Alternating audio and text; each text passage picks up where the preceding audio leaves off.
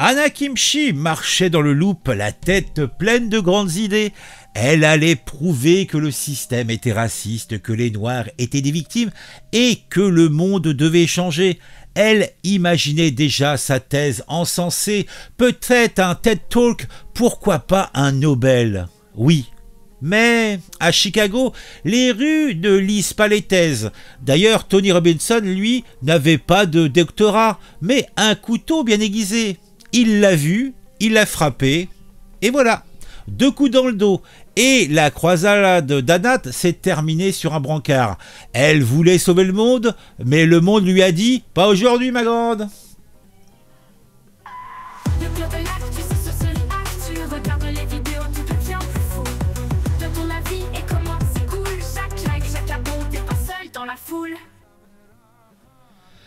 Anna Kimchi, 31 ans, doctorante pleine de rêves, voulait prouver que le système judiciaire américain était un grand méchant raciste, surtout envers les Noirs. Direction donc Chicago, la ville où les balles chantent plus fort que les droits de l'homme. Sauf que le 19 juin 2021, dans le Loop, c'est un couteau qui a mis fin à sa croisade. Tony Robinson, 41 ans, SDF noir et coutumier des coups tordus, l'a planté dans le dos, littéralement. Ironie du sort, on pourrait en rire si ce n'était pas si tragique. Plongeons dans ce fait divers où l'utopie woke rencontre la dure réalité des bas-fonds. Eh oui. Anna Kimchi, il faut la connaître, c'est une sorte de Jeanne d'Arc du wokisme, mais sans l'armure et avec un doctorat en criminologie. Quoique ceci dit, une armure lui aurait bien été utile. Elle venait de son Maryland tranquille et là, elle s'installe à Chicago pour prouver que la justice américaine a une dent contre les Noirs. Sauf que Chicago, ce n'est pas un campus avec des safe spaces et des lattés à la citrouille. Le Loop, où elle se baladait ce 19 juin 2021, c'est un mélange de tours clinquantes et de campements de SDF, à 2 pas de la Willis Tower. Un décor parfait pour un film de gangster, moins pour établir une thèse. À 16h, alors qu'elle marche sur South Walker Drive, en tout cas je crois que ça s'appelle comme ça, son destin a basculé. Là, pas de débat académique, juste un couteau qui lui transperce le dos.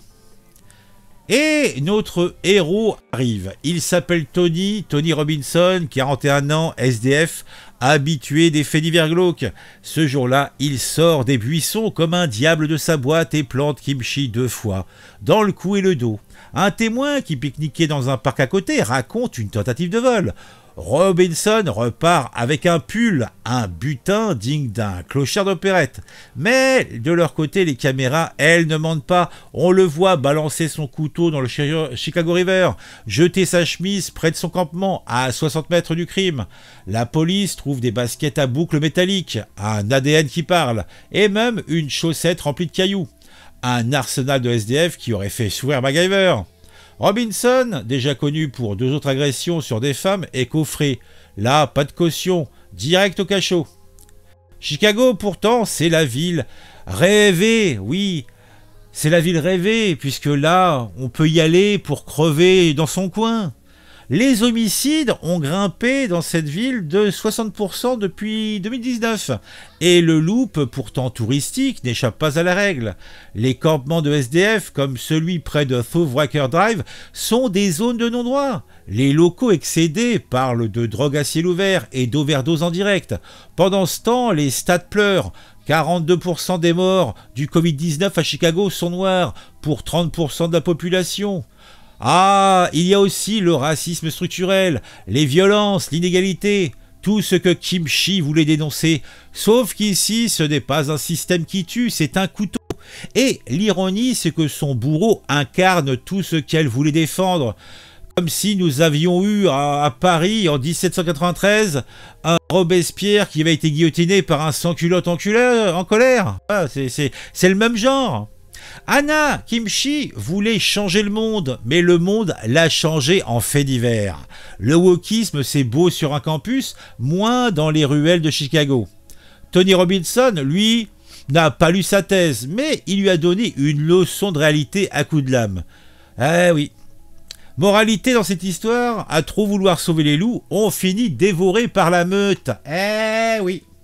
Ah, donc c'est en voyant ce post sur X d'Aldostérone que j'ai voulu m'informer sur cette jeune femme.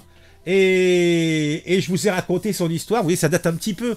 Mais j'ai trouvé ça tellement amusant. C'est triste, mais ça m'a fait marrer. Parce que je suis quelqu'un de foncièrement méchant, vous me connaissez. Il est méchant.